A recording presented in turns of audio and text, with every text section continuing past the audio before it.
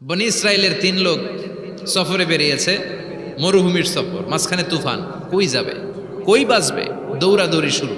দৌড়াতে দৌড়াতে এক পাহাড়ের গুহার ভেতরে আশ্রয় নিয়েছে। গুহা চিনেন তো? পাহাড়ের গুহা। আশ্রয় নেওয়ার সাথে সাথেই বৃষ্টির পানির ঝাপটায় পাহাড়ের উপর থেকে বিশাল এক পাথর খণ্ড এসে পাহাড়ের গুহার মুখটা বন্ধ করে দিয়েছে। বন্ধ, অন্ধকার। এরা পড়ছে বিপদে। হায় হায়, বাঁচার জন্য ঢুকলাম, এখন দিই মরণ। ঢুকছিল কি জন্য? এখন মরণ। বিশাল পাথরের খণ্ড এসে গুহার রাস্তাটা বন্ধ করে দিয়েছে। 3 জন গায়ের যত শক্তি ছিল ধাক্কায়ও পাথর সরাইতে পারে না। হায় হায়, অক্সিজেন ভিতরে যা আছে আধা ঘন্টা শেষ হয়ে যাবে। কি করে বাঁচবো? বাঁচার উপায় নাই। চিল্লা ফাল্লা শুরু হয়ে গেল, কান্নাকাটি শুরু। একজন বলে, তোমাদের জীবনে কার কি ন্যাক আমল আছে, যেই ন্যাক আমলটা আল্লাহর ভয়ে করছিল ওইটার ওসিলা দিয়ে দোয়া করে দেখো কিছু হয় কিনা। সুবহানাল্লাহ কোন? এটাই উপায়। একজন হাঁটু গেড়ে চোখের পানি ছাড়া শুরু করছে আর দোয়া শুরু করছে, আল্লাহ আল্লাহুম্মা কানাত লি আবাওয়ান শাইখান কাবীরা। আল্লাহ, আমার বাবা মা ছিল বৃদ্ধ বৃদ্ধা, আমি পেশায় রাখাল, সারাদিন ছাগল চড়িয়ে রাত্রিবেলা দুধ আনতাম, সবার আগে আব্বা মারে দিতাম, এরপরে আমার ছেলে মেয়ে, এরপরে স্ত্রী। একদিন গভীর রাতে এসে দেখি আব্বা আম্মা ঘুমায়। দুধের বাটি নিয়ে আব্বা আম্মার মাথার সামনে দাঁড়িয়ে রইলাম। ছেলে মেয়েগুলো আব্বা এসে বলে, আব্বা দুধ দাও। আমি বললাম পরে, আগে আব্বা আম্মা খাবে, তারপরে তোরা। ছেলে মেয়েগুলো কান্না জুড়ে দিল, আমি দেই নাই। ফজর পর্যন্ত দাঁড়িয়ে রইলাম। ফজরের আগ দিয়ে আব্বা আম্মা ঘুম থেকে উঠে দেখে তো আমার অবাক, কিরে বাবা দাঁড়িয়ে কেন? বললাম প্রতিদিন দুধ খেয়ে ঘুমাও, আজকে আগে আগে ঘুমিয়েছো, দুধ খাও নাই, তোমাদেরকে আগে দিব বলে দাঁড়িয়ে রইলাম। আল্লাহর ডেকে বলে, আল্লাহ ওই দিন সারা রাত দুধের বাটি নিয়ে মা বাবার শিওরে আমি দাঁড়িয়েছিলাম। ফজরের সময় আব্বা আম্মারে দুধ খাওয়ালাম, তারপরে ছেলে মেয়েদেরকে দিয়েছিলাম, তারপরে স্ত্রীর মুখে দিয়েছিলাম। ও মাবুদ, ওই দিনের এই কাজটা আমি দুনিয়ার কাউরে খুশি করার জন্য করি নাই, শুধুমাত্র তোমার খুশি ছাড়া।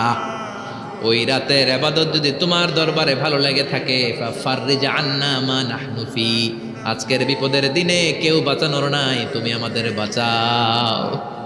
ফানফাজারাত, মুহূর্তের মধ্যে 1/3 বিশাল পাথর খণ্ডটা 1/3 ডান দিকে সরে যায়, এক পাশে সরে যায়।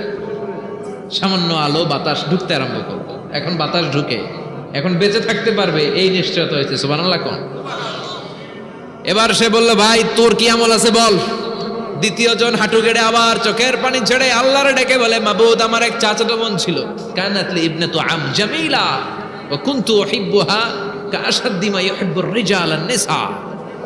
আল্লাহ, সুন্দরী, অনন্যা, অপ্সরী, প্রিয়ংবদা, অনুসুয়া, গুণবতী, রূপবতী আমার এক চাচাতো বোন ছিল, তার প্রেমে আমি ছিলাম পাগল পাড়া, কিন্তু সে তো আমার ডাকে সাড়া দেয় না। অনেক চেষ্টা করলাম তারে পাওয়ার জন্য। চাচাতো বোন আমারে বলে, 100 স্বর্ণ মুদ্রা যেদিন দিতে পারবা ওই দিন আমারে পাবা। এবার আমি স্বর্ণ মুদ্রা কালেকশনের কাজে লেগে গেলাম। বছরের পর বছর চেষ্টা করে 100 স্বর্ণ মুদ্রা যেদিন পেলাম ওই দিন চাচাতো বোনের কাছে গেলাম, যে তার হাতে স্বর্ণ মুদ্রা দিলাম, বললাম চলো এবার আমরা অপকর্ম করি। স্বর্ণ মুদ্রা পেয়ে সেও খুশি, আমিও খুশি। সে পাইছে স্বর্ণ, আমি পাইছি তারে। গোপন একটা রুমের ভেতরে ঢুকলাম, দুজনে জামা কাপড় খুলে ফেললাম, নেকেড হয়ে পাপ কাজ শুরু করব। ইন দা মিন টাইম আমার চাচাতো বোন আমারে বলে, ও আমার চাচাতো ভাই, আমারে তুই আমার সতীত্ব তুই নষ্ট করে দিস না, ইত্তাকিল্লাহ, আমার সম্ভ্রম তুই শেষ করে দিস না, ইত্তাকিল্লাহ, আল্লাহরে ভয় কর। আল্লাহ, ওই মুহূর্তে ফিরে আসা কঠিন কঠিন, কিন্তু ইত্তাকিল্লাহ, আল্লাহরে ভয় করে, এই শব্দটা যখন শুনলাম আমার ভিতরটা কেঁপে উঠেছে। আমি মুহূর্তে তোমার ভয়ে জামা পড়ে ওই রুম থেকে চিৎকার মেরে বেরিয়ে গিয়েছে। আল্লাহ, সেদিন আমি পাপ কাজ করি নাই, সেদিন আমি মনের খায়েশ মিটাই নাই, তোমার ভয়ে সেদিন আমি দৌড়ে পালিয়েছি।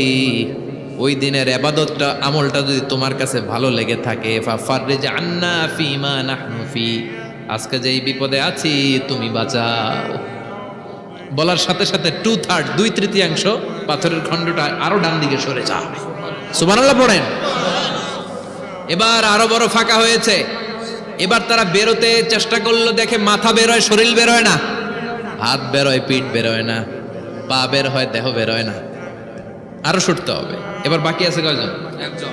সে দোয়া করতে শুরু করলো, আল্লাহ ইস্তাজারতু উজারাক, আমি ব্যবসায়ী ছিলাম, অনেক শ্রমিক ভাড়া করে একদিন একটা কাজ করালাম, সব শ্রমিকের টাকা দিয়ে দিলাম। এক শ্রমিক টাকা না নিয়ে ভাগলপুর কই যে গেছে নিজেও জানি না, ওর টাকা আমার কাছে রয়ে গেল। এই শ্রমিককে আর টাকাটা বুঝাই দিতে পারি নাই। এই টাকা দিয়ে আমি কয়েকটা ছাগল কিনলাম, এই ছাগলগুলো বাচ্চা দিল, ওগুলো বাচ্চা দিল, ওগুলো বাচ্চা দিল, দিতে দিতে বিশাল ছাগলের ডেইরি ফার্ম করে ফেললাম তার ওই টাকা দিয়ে। এক যুগ 12 বছর পরে সে এসে বলে আমার টাকা ফিরায় দাও। আমি বললাম এই যে ছাগলের ডেইরি ফার্ম পুরোটাই তোমার। সে বলে আতাস্তা জি মিন্নি, আমার সাথে ঠাট্টা করো? আমি পাই সামান্য কয়টা টাকা, এক যুগ আগে যেই টাকা পাইতাম ওইটা দিলেই চলবে। আমি বললাম ও শ্রমিক, তোমার টাকা দিয়ে আমি ছাগল কিনে ব্যবসা করেছি, ছাগল বাচ্চা দিয়েছে, বাড়তে বাড়তে বাড়তে বাড়তে আজকের বিশাল এই ডেইরি ফার্ম, এই ডেইরি ফার্মের মালিক আমি নই, তুমি নিয়ে যাও। বলার সাথে সাথে শ্রমিক আনন্দে নাচতে নাচতে ডেইরি ফার্ম নিয়ে যায়।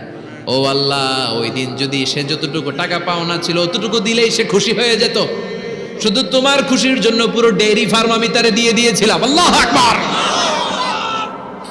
আল্লাহ, আজকের এই বিপদের দিনে আমার সেদিনের আমলটা যদি তোমার কাছে ভালো লাগে তুমি বাঁচাও। বলতে দেরি, মুহূর্তের মধ্যে বিশাল প্রকাণ্ড পাথর খণ্ডটা অন্যদিকে দৌড়ে চলে যায়। পাহাড়ের গুহা ওপেন, পাথর খণ্ড নাই। আল্লাহর শুকরিয়া আর তাকবীর দিতে দিতে 3 জন বের হয়ে যায়। সুবহানাল্লাহ পড়েন। সহিহ বুখারীর বর্ণনা, সহিহ হাদিস। নিজের এমন কোন নেক আমল যদি থাকে যে আমলটা শুধু আল্লাহর জন্য করেছিলাম, ওই নেক আমলের ওসিলা দিয়ে দোয়া করলে দোয়া কবুল করবে কে? করতে রাজি আছেন তো? এরকম অনেক শুনবেন ক্যান্সারে আক্রান্ত, দুরারোগ্য ব্যাধি, বাংলাদেশের চিকিৎসা শেষ, ইন্ডিয়া গেছে, কয় বাঁচবো 3 মাস। কয় মাস? এরপরে 7 বছর বাইসা ছিল। কেমনে বাঁচলো? কেমনে? দোয়া। দোয়ার পাওয়ার আছে না নাই? তবে দোয়াটা দোয়ার মতো হতে হবে। সিনসিয়ার দোয়া ইজ লাইক এ মিসাইল। একনিষ্ঠ দোয়া এটা মিসাইলের মতো। মিসাইল হামলা করলে ইঞ্চি ইঞ্চি যেখানে মিসাইল বোমাটা পড়ার কথা ঠিক ওখানে পড়বে। ড্রোন হামলা করলে ঠিক ওখানে, ব্যালিস্টিক ক্ষেপণাস্ত্র নিক্ষেপ করলে লক্ষ্য বস্তু যেমনি ভিত করে, তেমনি দোয়ার মতো দোয়া করলে মুহূর্তেই দোয়া কবুল হয়ে যায়। আমরা দোয়ার মতো দোয়া করতে জানি না, কেমন করে দোয়া করতে হয় আমাদের জানা নাই, এজন্য দোয়াও কবুল হয় না। চিল্লায় কোন ঠিক কিনা? কিন্তু আল্লাহ ওয়াদা দিয়েছেন উজিবু দাওয়াতাদ দাঈ ইযা, আমার বান্দা দোয়া করলে আমি দোয়া কবুল করি, আমার বান্দা চাওয়া মাত্রই আমি কবুল করে নেই। সুবহানাল্লাহ পড়েন।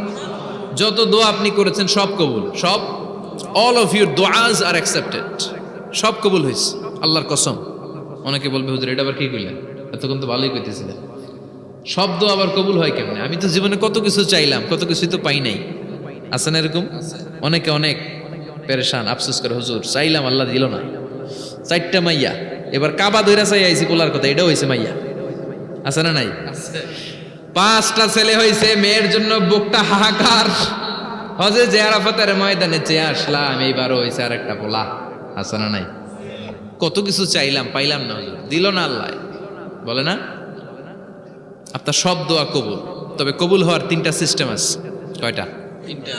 চান্দোলার ভাইয়েরা মনে থাকবে? কয়টা? 3টা। আপনি যত দোয়া করছেন সব কবুল, কারণ আল্লাহর কাছে কিছু চাইলে আল্লাহ ফিরায় দিতে জানে না। আল্লাহ জানেই না কেমনে ফিরায় দিতে হয়। সুবহানাল্লাহ কোন?